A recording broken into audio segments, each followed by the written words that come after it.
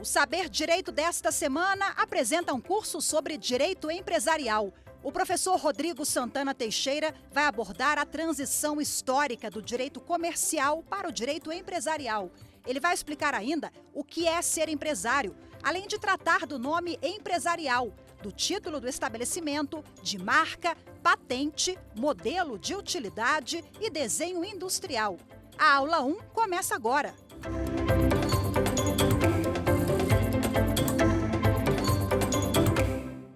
Olá, sejam todos muito bem-vindos, bem-vindas ao Saber Direito. Prazer, sou o professor Rodrigo Santana, professor há 5 anos em Brasília. E é um prazer estar aqui para passar um pouco dos conhecimentos acerca de direito empresarial. A primeira parte de direito empresarial. É sabido que direito empresarial ele tem a parte da teoria geral e direito societário, a parte também de títulos de crédito e também a parte de recuperação judicial, extrajudicial e falência lá pela Lei 11.101 de 2005. Porém, nossas aulas, durante toda essa semana, as 5 aulas, nós abordaremos sobre a teoria geral do direito societário e também um aspecto interessante a respeito do conceito do que seria uma sociedade empresária. Eu conto com a sua presença nestas aulas para termos um momento de norteio a respeito do direito empresarial. Na aula de hoje, nessa primeira aula inicial, eu quero abordar para você aspectos históricos sobre o direito empresarial que não se iniciou como direito empresarial, se iniciou como direito comercial.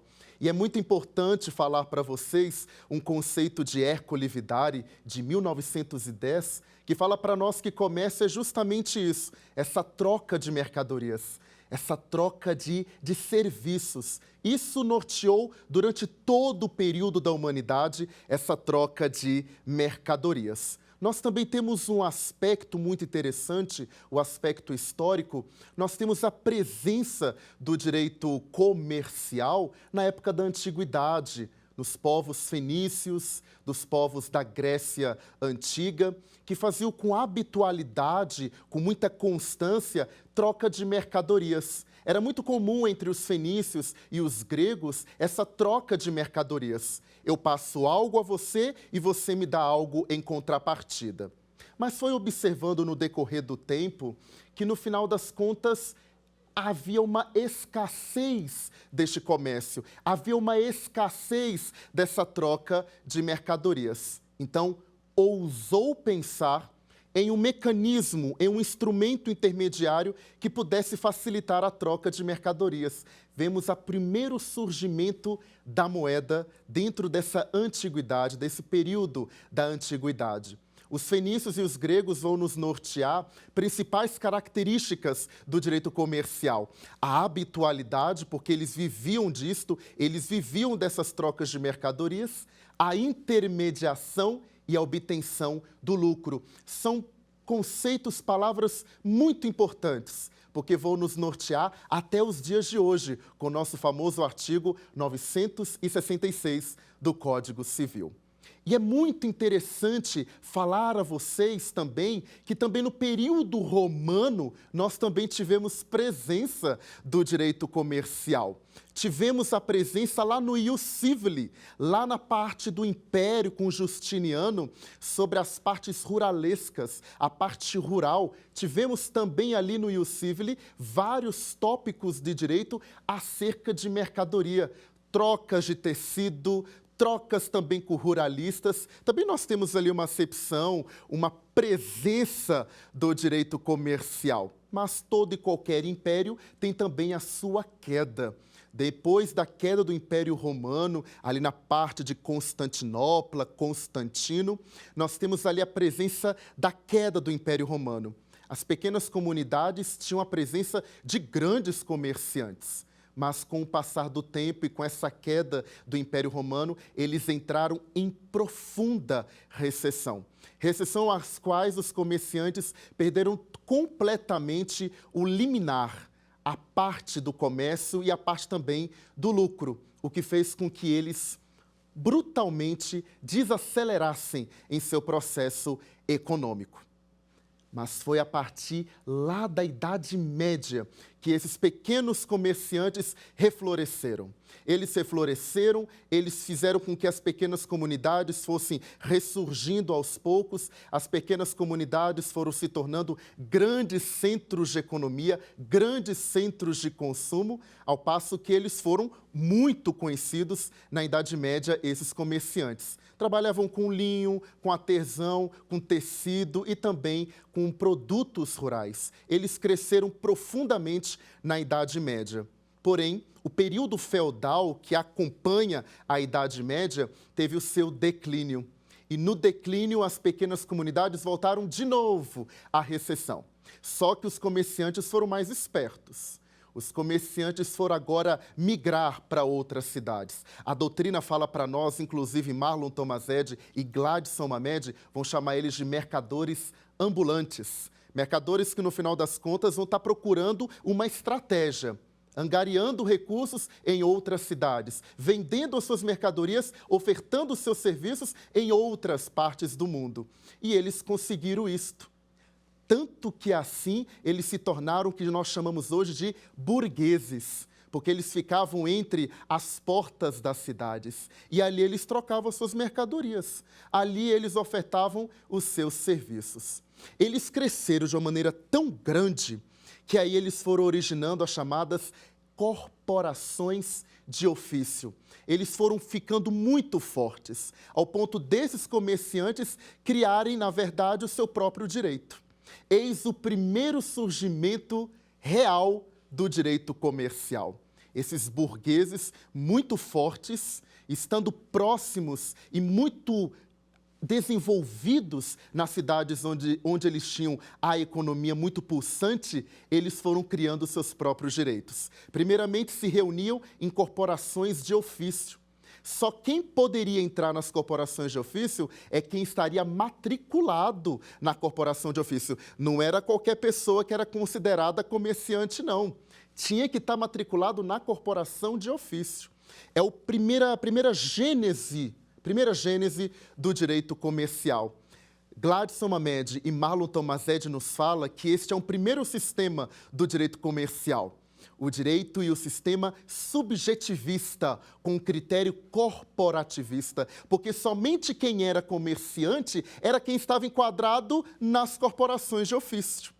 Então, ali nós temos um direito que também é um direito consuetudinário, um direito à base dos costumes. Não vemos muito registro de escrita desse direito nesse primeiro momento do direito comercial. Porém, nós temos ali a presença um pouco da escrita, que é a lex statutariae, que vai passar para nós ali o primeiro momento desse direito comercial, esse sistema subjetivo. Interessante que nessas corporações de ofício, eles decidiam seus conflitos, as suas pretensões resistidas, com base em um juiz que era escolhido entre os próprios comerciantes, a figura do cônsul. Então, a jurisdição, nesse momento, era uma jurisdição própria, era completamente uma jurisdição própria. Nós temos muito presente isso no Brasil, ali no século XVIII, século XIX. Então, o que eu quero aqui que você grave, primeiro momento do direito comercial, é um direito subjetivista.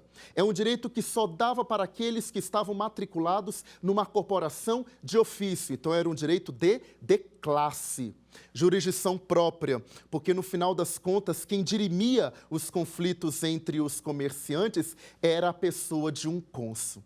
Como falei, teve presença no Brasil no século XVIII e século XIX. Depois desse traçado, dessa história, nós vamos caminhando para uma atualização desse direito comercial lá na França. Lá na França, observou essa corporação de ofício e foi observando que essa corporação era só para quem era comerciante. Esses direitos dos comerciantes eram só para comerciantes matriculados nas corporações de ofício. Interessante notar isto. E aí o Estado francês observou atentamente que existia no meio das sociedades empresárias, umas sociedades que no fim tinham outras pessoas que não eram comerciantes, mas que que tinha uma tendência em ter uma atividade econômica, tinha uma tendência em ter uma atividade lucrativa. E isto reforçou que o Estado deveria também privilegiar também essas pessoas que não eram consideradas comerciantes nas corporações de ofício, precisava também angariar direitos a estas pessoas. Um marco muito importante na época de Napoleão Bonaparte. Ele criou a lei, o Marco Napoleônico de 1807, com os atos de comércio. Porque ele achou muito estranho que somente era comerciante quem estava enquadrado nas corporações de ofício. Não poderia ser assim. Então, este direito que só estava nas bases das corporações de ofício, o Estado retira deles esse direito e passa nas mãos do Estado falar sobre direito comercial, na pessoa de Napoleão Bonaparte. Sem dúvida, foi um grande avanço, porque nessa segunda parte do direito comercial, nós temos um sistema objetivista. Ou seja, quem vai dizer para nós quem é comerciante ou quem vai deixar de ser comerciante é o Estado. Não está somente nas mãos de uma corporação de ofício, e sim estará nas mãos do Estado em dizer para nós quem é comerciante e quem era não comerciante. Mas com essa atualização, com essa ampliação de direitos, não comerciante era todo aquele que trabalhava em qualquer cidade e produzia uma atividade econômica rentora, lucrativa, que tinha uma rentabilidade. Então nós temos um marco muito importante e não posso deixar de dizer aqui, porque são sistemas muito importantes e quem é aqueles que também estão fazendo provas de concurso, exame de ordem, cai muito nas provas sobre esses dois sistemas. No mais, nós temos essa percepção desses dois sistemas que alavancaram o direito comercial. E aqui no Brasil, nós temos uma tentativa com o primeiro Código Comercial de 1850, de número 556. Foi a primeira norma sobre direito comercial aqui no Brasil. A primeira tentativa do Brasil para falar quem era mercador, quem era comerciante, foi com o Regulamento 737 de 1850. Ali, grosseiramente, rudemente, diz para nós quem seria mercante. Até espetáculo público estava neste regulamento. Essa tendência de Napoleão Bonaparte, essa influência de Napoleão para abranger o rol de quem seria comerciante dentro do país.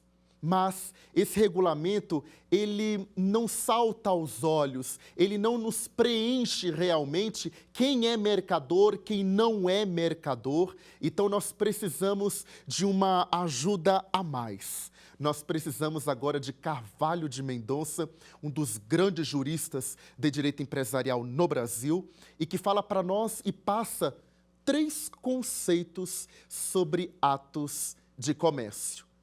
São 3. O ato de comércio por natureza, o ato de comércio por dependência ou conexão e também o ato de comércio por força de lei. É interessante falar para vocês e passar os conceitos de cada um. Para Carvalho de Mendonça, para nós destrincharmos melhor este regulamento 737, lá de 1850, é interessante passar esses atos de comércio. O primeiro ato de comércio é o ato de comércio por natureza.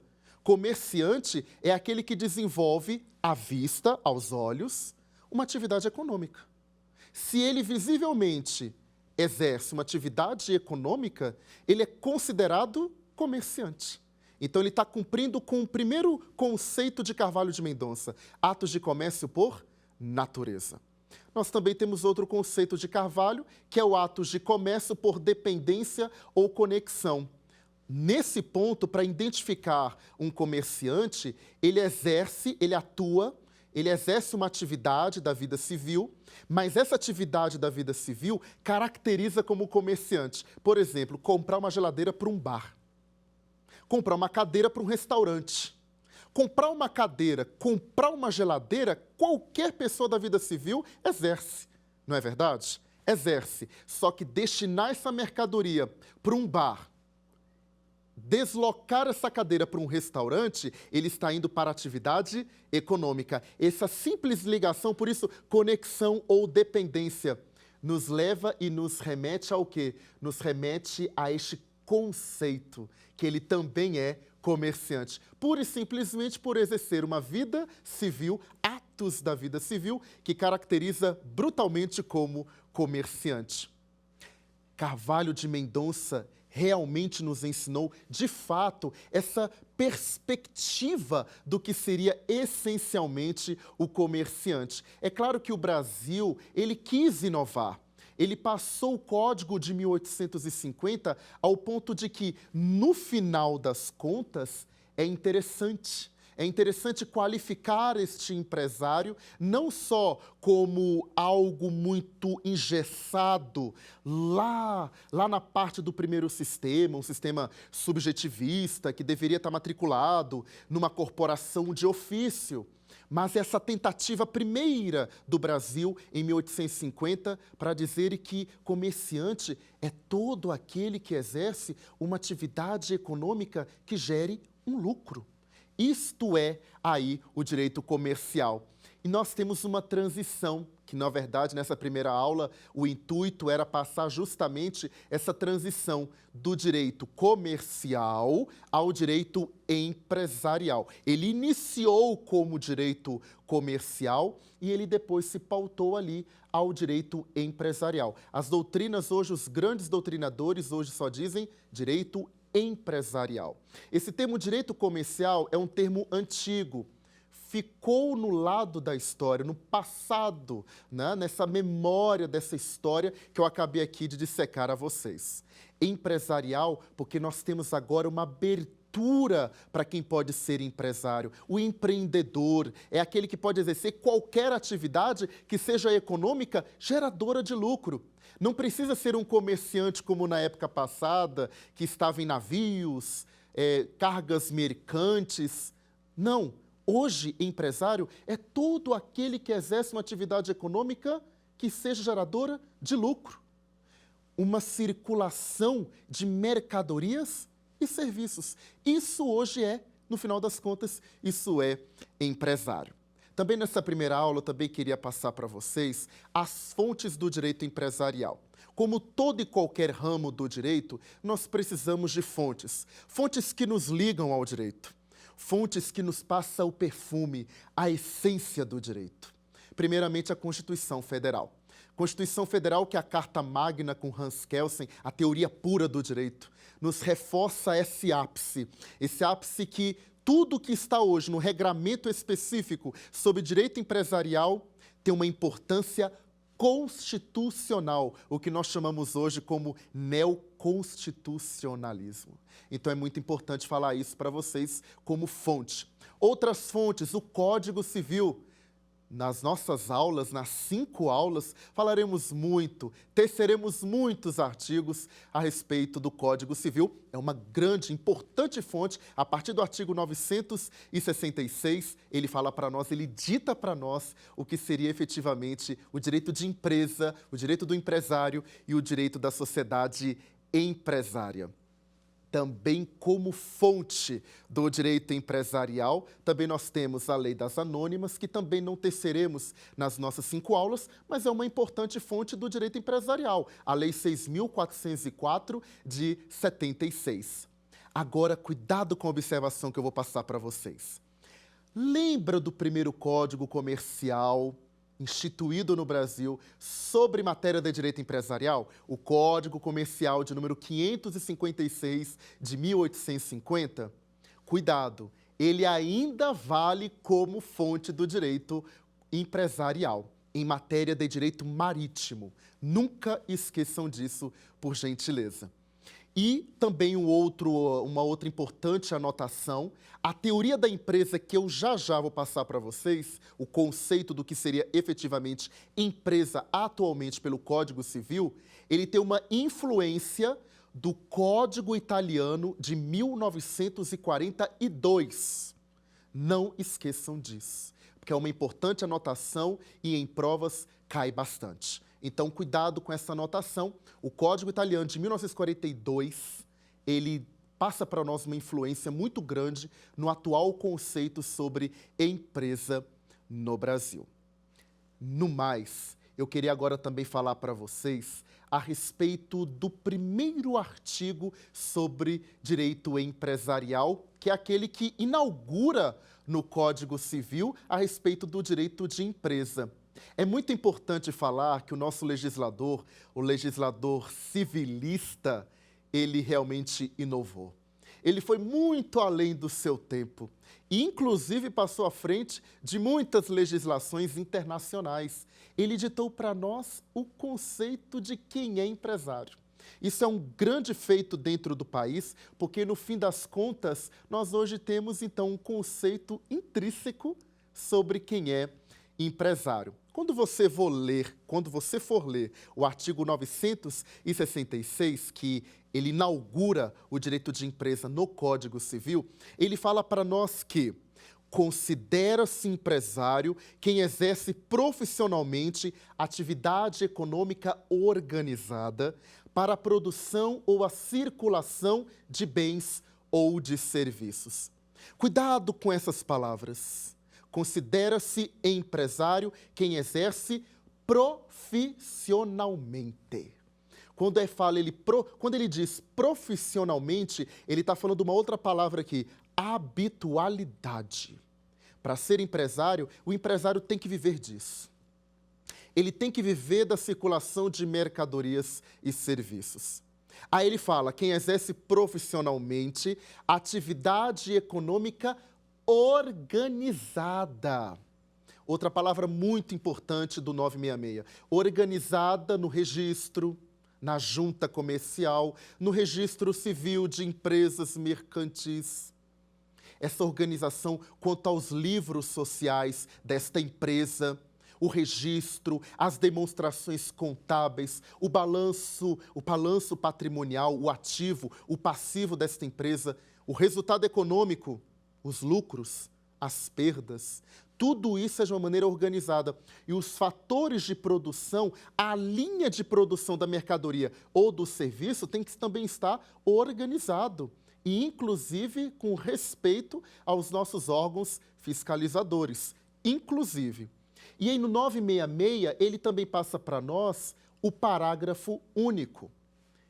Quanto ao parágrafo único, ele vai falar para nós que não poderá ser empresário quem é profissional intelectual. Aquele que exerce atividade de natureza artística, científica, literária, não poderá ser empresário. Por que esse legislador, ele não colocou à disposição destes profissionais o elemento de empresa? Porque aquele que exerce uma atividade científica, literária, artística, via de regra, pela doutrina, entendimento doutrinário, inclusive jurisprudencial. O elemento maior sobrepujante é o elemento pessoal. É a pessoa, a atividade deles é ligada a pessoas. O empresário é ligado ao lucro. É ligado a uma atividade econômica para a circulação de bens ou de serviços. Então, há uma grande diferença. Só que, dentro do 966, num parágrafo único, tem um salvo. Salvo se o elemento de empresa sobressair ao profissional intelectual.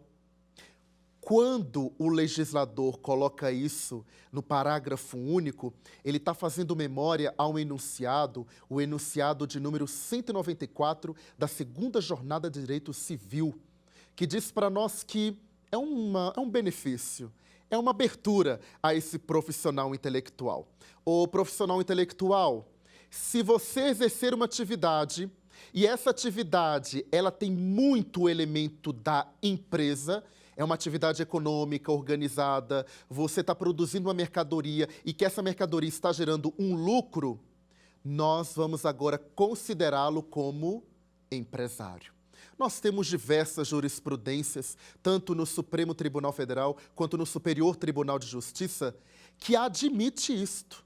Nós temos, inclusive, só para aqui relatar a vocês, de uma segunda turma do Superior Tribunal de Justiça, a qual o médico, que na verdade exercia uma gestão de um laboratório farmacêutico, o Superior Tribunal de Justiça entendeu que mesmo ele sendo médico, profissional, intelectual, ele estava exercendo uma atividade lucradora, uma atividade que ia muito além do aspecto de pessoas.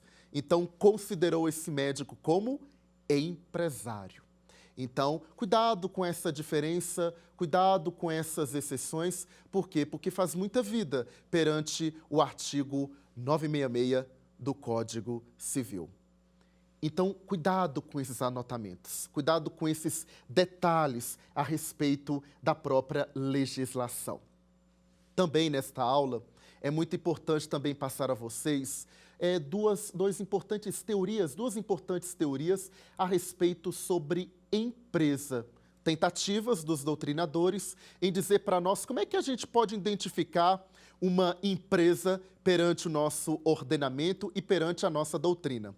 Nós temos a teoria poliédrica da empresa, de Alberto Aschini, que é um grande jurista de direito empresarial. Para ele, para identificar se é ou não uma empresa, precisa cumprir com alguns perfis. Perante essa teoria poliédrica de Alberto Aschini, ele tem que ter o perfil subjetivo. O que é o perfil subjetivo? Ao adentrar numa empresa, eu preciso identificar quem é um empresário. Ou entrando numa sociedade empresária, adentrando numa sociedade empresária, quem são os sócios dessa atividade econômica? Então, primeiro perfil subjetivo. Não para por aí essa teoria. Além do perfil subjetivo, nós temos o perfil funcional. Qual é a atividade que está sendo exercida? Que atividade econômica é esta nesta empresa e nessa sociedade empresária? Então, outro perfil, o perfil funcional. Outro perfil, o perfil objetivo ou patrimonial. Tudo bem, ele tem empresário ou tem sócios, tem uma atividade econômica. Tudo bem, mas essa atividade econômica tem bens? Tem um complexo de bens que identifica os rumos dessa atividade econômica? Então, outro perfil. E, para finalizar, o perfil corporativo. Nessa empresa, como é a relação entre o empresário e os funcionários? Então, para Alberto Aschini, para identificar uma empresa, a empresa tem que ter o perfil subjetivo, o perfil funcional, o perfil objetivo, ou chamado perfil patrimonial, que Elizabeth Vido, também uma grande doutrinadora, também diz sobre azienda, cumprir com esse nome, azienda, ou o perfil corporativo. Então, ele cumprindo com esses perfis, para Alberto Aschini, em sua teoria poliédrica sobre empresa, de fato, é uma empresa.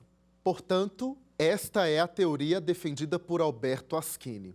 E nós também temos uma teoria, a teoria triédrica de empresa, que é outro pensador, é Valdírio Bugarelli. Ele fala para nós também como é que ele também identifica quem seria uma empresa. Diferentemente do Alberto Aschini, ele só não menciona o perfil corporativista.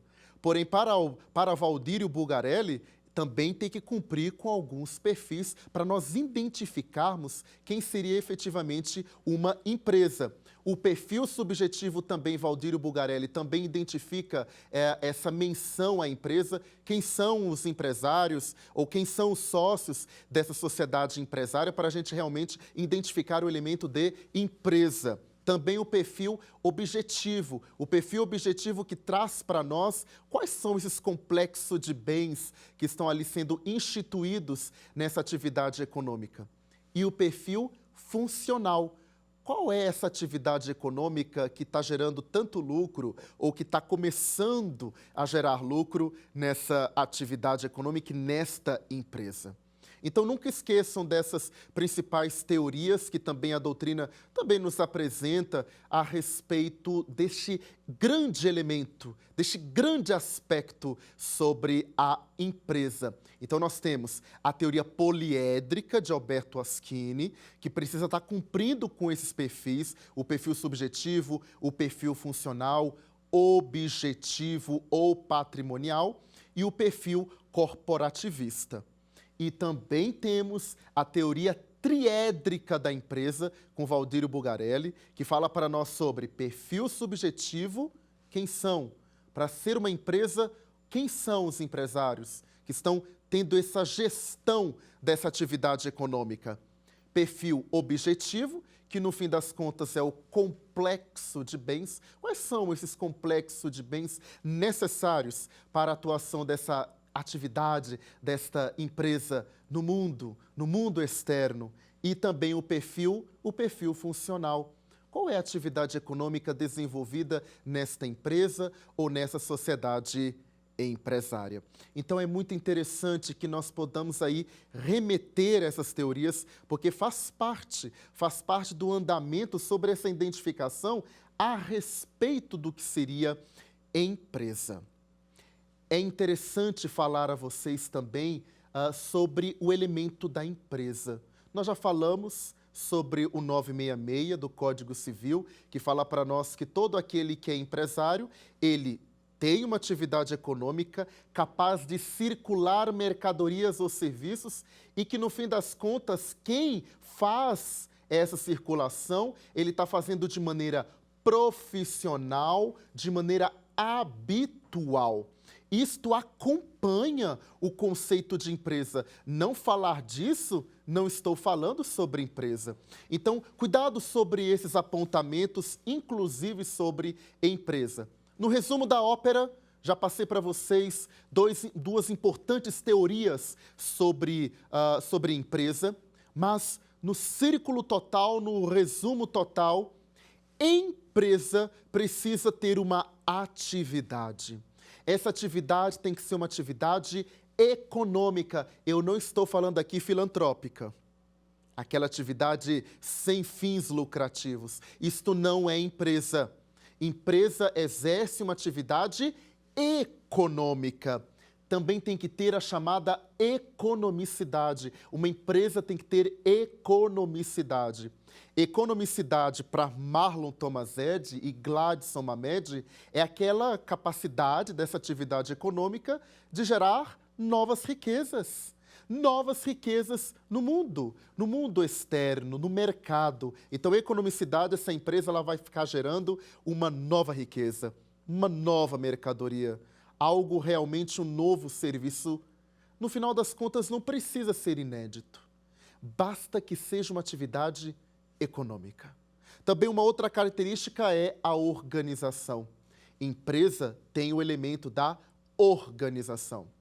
Organização em todos os artefatos. Organização em todo o seu elemento de empresa. É importante ressaltar, organização nos livros sociais. Organização no seu amparato de documentação, no seu registro, lá no registro civil de empresas mercantis, que nós doutramente chamamos de junta comercial. A organização, inclusive na escrita dos livros sociais. Como é que está a demonstração contábil desta empresa? Como é que está o ativo? Como é que está o passivo? Resultado econômico, como é que estão os lucros, as perdas? Tudo isto é importante no elemento de empresa. Uma empresa tem que estar organizada, principalmente nesse fator, nesta linha de produção da mercadoria, nesta linha de oferta de um serviço. Faz parte do elemento de empresa. Também, além da organização, nós temos também a finalidade. Toda e qualquer empresa que desenvolva uma atividade econômica, é necessário que ela também tenha uma finalidade. Ela não está circulando, vamos dizer, por contrassenso ou aleatoriamente uma mercadoria ou um serviço. Ela está circulando porque ela precisa do lucro de uma rentabilidade. A finalidade na produção é justamente originar uma mercadoria que possa angariar clientes, e angariando clientes terá geração do lucro. Finalidade na circulação. É preciso que após esta linha de produção, essa mercadoria seja circulada, para que realmente, como eu já falei, ela possa originar clientes a esta empresa. E também finalidade nos serviços, dando um produto, oferecendo um serviço que possa atender aos anseios, às necessidades da sociedade.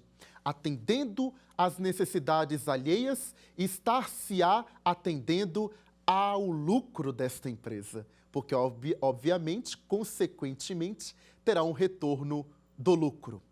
Então, até o momento eu falei para vocês sobre empresa.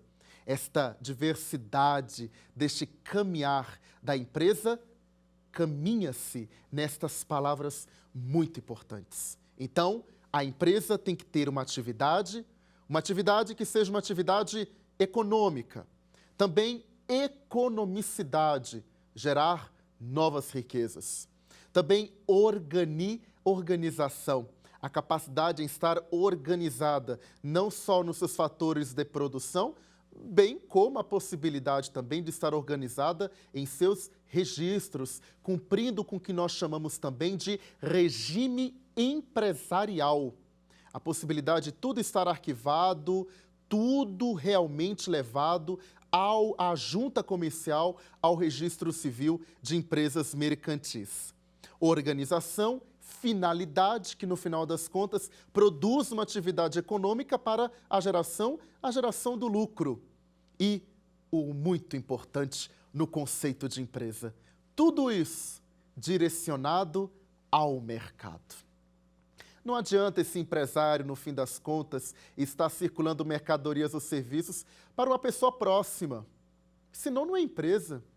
Precisa ser direcionado ao mercado. Isto, de fato, é o conceito primordial sobre empresa. Então, cuidado com relação a isto. Isto, de fato, no fim das contas, isso está aí amparado, principalmente lá no 966 do Código Civil, que nos apresenta justamente isso. Se nós realmente voltarmos a dar uma olhada, um vislumbre sobre o artigo 966, nós vamos perceber que justamente a doutrina está acompanhando os ditames escritos na ordem, no ordenamento jurídico.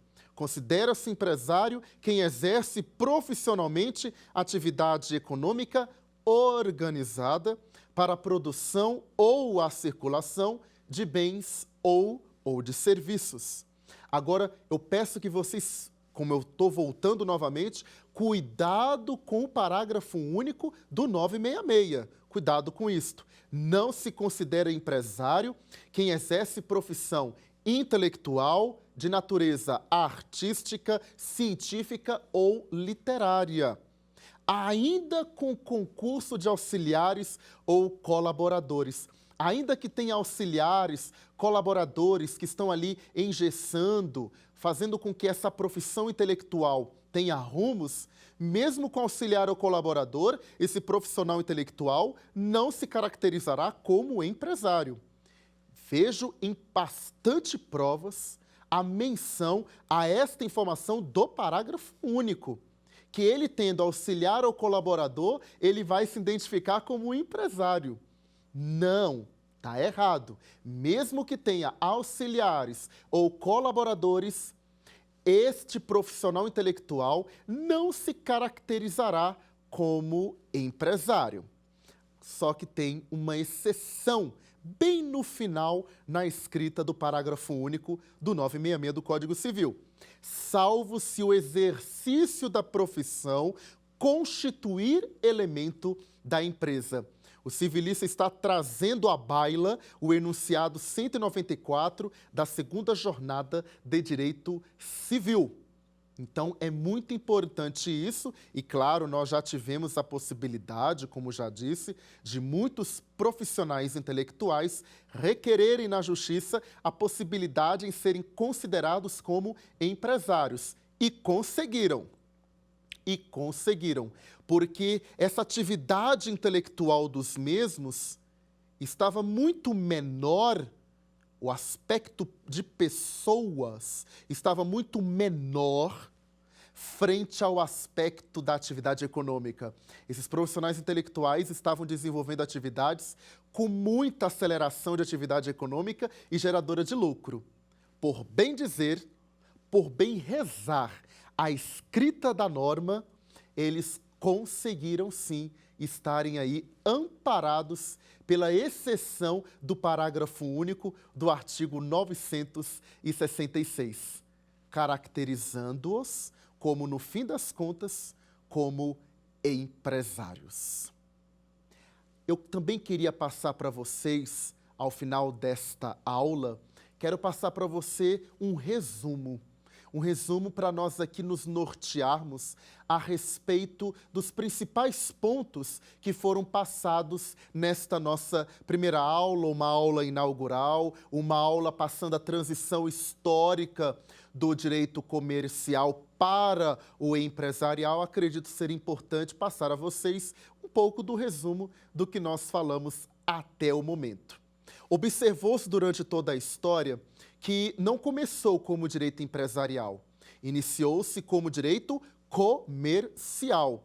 E nós temos aí muitos pontos da história que nos evidenciam a presença do direito comercial. Foi passado aqui para vocês também a parte dos fenícios, a presença do direito comercial nos fenícios, nos gregos. É importante ter essa menção à história, é importante entender e compreender o surgimento do direito comercial. Tivemos essa presença na antiguidade, na presença dos fenícios, dos gregos. Também tivemos presença no Código de Hammurabi. Interessante. Também tivemos presença no Código de Hammurabi, um código feito no direito dos cuneiformes. Cunei, pinho, batiam, cunei, pinho, formes, forma ideográfica de escrita. Eles batiam na rocha, criando símbolos. Cada símbolo tinha imensas frases. A presença disso está no Código de Hammurabi. No Código de Hammurabi, nós também temos a presença também do direito comercial, ditando normas sobre comércio no aspecto rural, também no aspecto de troca de tecidos. Então, também nós temos uma evidência que ali também aconteceu a presença do direito comercial no mundo. Não só também no Código de Hammurabi, mas também no Código de Manu, na Índia. Também nós temos também a presença também do direito comercial ali na parte dizendo sobre aspectos de tecido, também normas em respeito a regras rurais. Também nós temos a presença do direito comercial também nessa esfera. Também disse a você a respeito do direito romano. Também nós temos a presença do direito comercial lá na parte do ius civile. O ius civile que também trazia esse aspecto sobre direito comercial, principalmente no aspecto rural. E aí vem toda uma decadência das primeiras comunidades, como eu também passei para vocês nesta aula. Agora, nunca esqueça dos dois importantes sistemas a respeito do direito comercial. Um primeiro sistema, um sistema subjetivista, método corporativista, que só quem era comerciante é quem estava matriculado numa corporação de ofício, enquadrado pelos próprios comerciantes. Então, é um primeiro surgimento eficaz sobre direito comercial. Um direito à base dos costumes, um direito consuetudinário, não escrito, pouquíssimas partes de parte escrita, como a lei, a lex estatutária, e uma jurisdição própria, na figura ali de juízes que eram escolhidos pelos próprios comerciantes.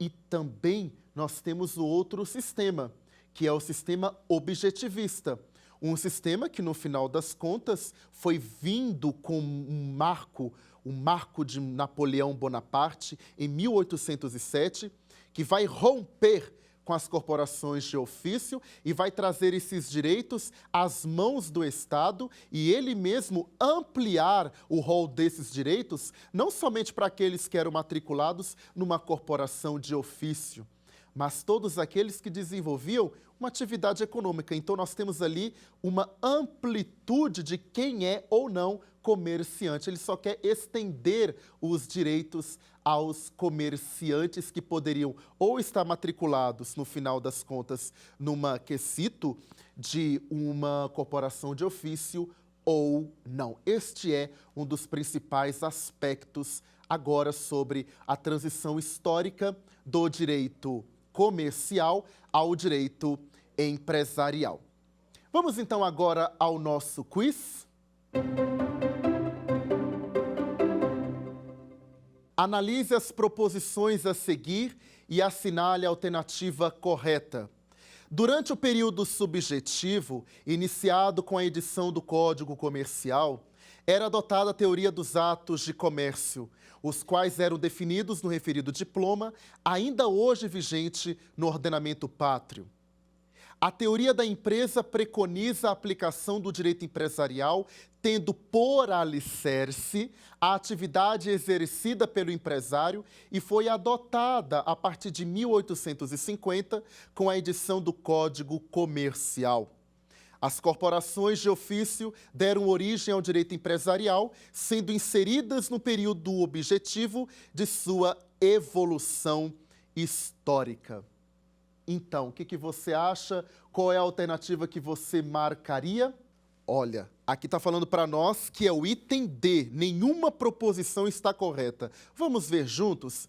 Durante o período subjetivo, iniciado com a edição do Código Comercial, ele já começa errando, porque o Código Comercial, no fim das contas, iniciou-se com o período objetivo. Era adotada a teoria dos atos de comércio, os quais eram definidos no referido diploma, ainda hoje vigente no ordenamento pátrio. Tudo muito correto. O problema é que ele falou durante o período subjetivo.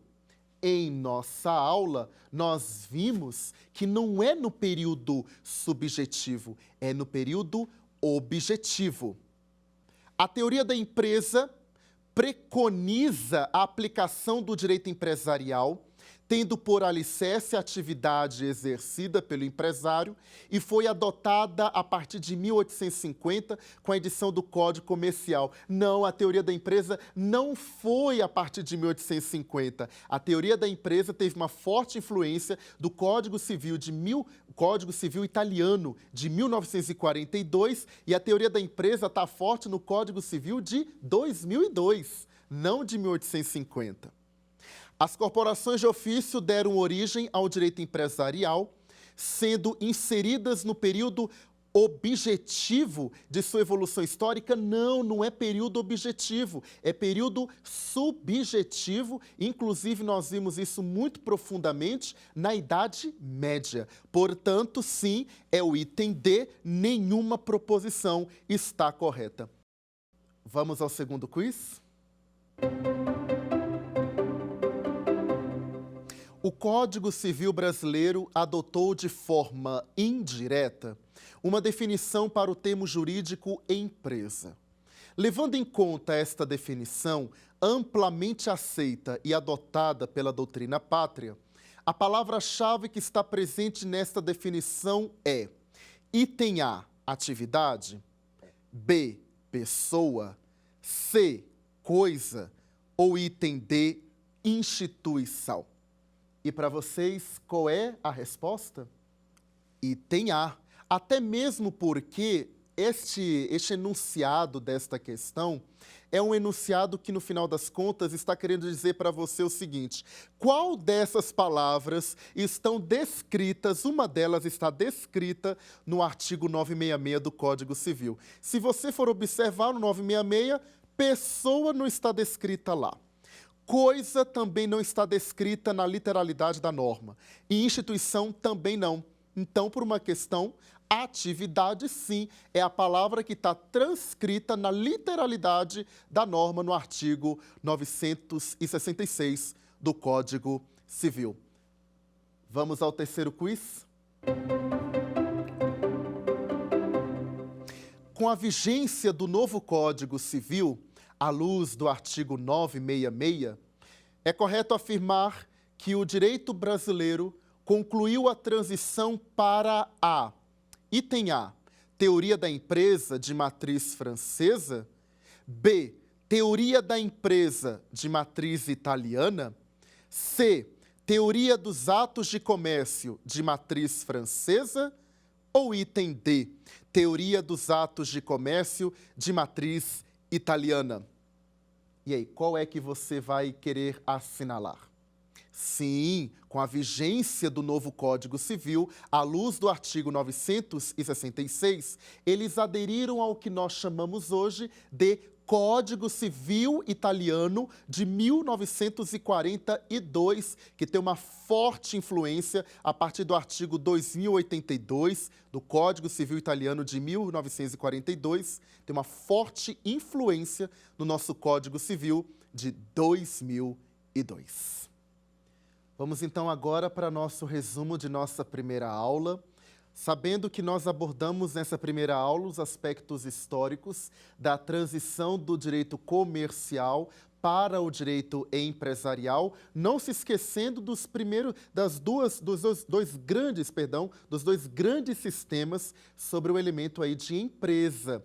Primeiro ponto, o sistema subjetivo com caráter corporativista, foi o primeiro surgimento do direito comercial no mundo, cuidado com esse primeiro sistema. E o segundo sistema, um sistema objetivo, que também traz para nós a possibilidade, por Napoleão Bonaparte, dessa ampliação do direito comercial para aqueles que não estavam sendo enquadrados nas corporações de ofício, mas exerciam uma atividade econômica muito pujante, muito lucrativa, onde eles exerciam. Então, também deveriam receber os direitos também de comerciantes, mesmo não sendo matriculados nas corporações de ofício. Também, neste resumo, também é importante frisar sobre os atos de comércio defendidos por Carvalho de Mendonça.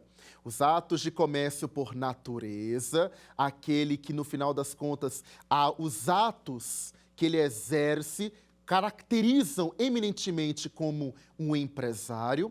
Nós temos os atos de comércio por conexão ou dependência.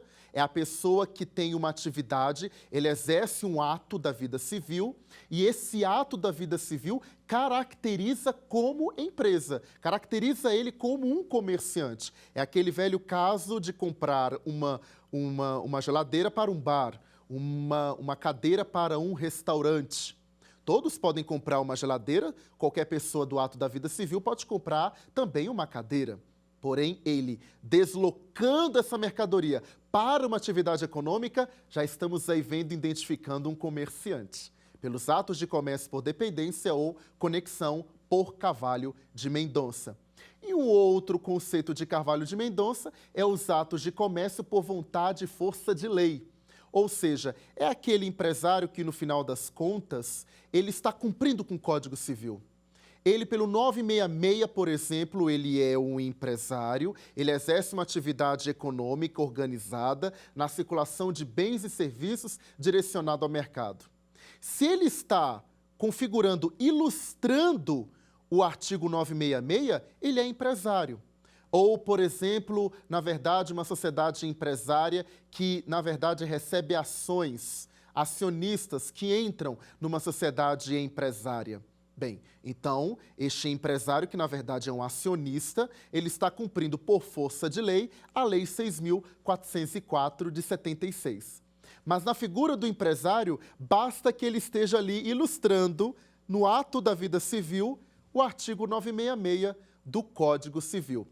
Também neste resumo, não esqueça sobre o conceito de empresa, a teoria poliédrica da empresa de Alberto Aschini, cuidado com os perfis, o perfil subjetivo, o perfil objetivo patrimonial, o perfil funcional, o perfil corporativista, cuidado com isto. e também a teoria triédrica da empresa de Valdírio Bugarelli, o perfil subjetivo, objetivo e funcional. E também não esqueçam que uma empresa tem que ter uma atividade econômica. Essa atividade econômica, ela tende a circular mercadorias ou serviços. Essa circulação, o empresário que exerce, ele tem que fazer de maneira objetiva com a habitualidade. Então, estes foram os principais pontos abordados nesta primeira aula. E eu te convido para a nossa próxima aula, que nós vamos abordar sobre empresário e regime empresarial. Quer dar alguma sugestão de tema para os cursos do Saber Direito? Mande um e-mail para a gente, saberdireito@stf.jus.br, ou entre em contato pelo WhatsApp. O número é esse que aparece na sua tela. Você também pode estudar pela internet. Acesse o nosso site tvjustiça.jus.br ou pode rever as aulas no canal do YouTube TV Justiça Oficial.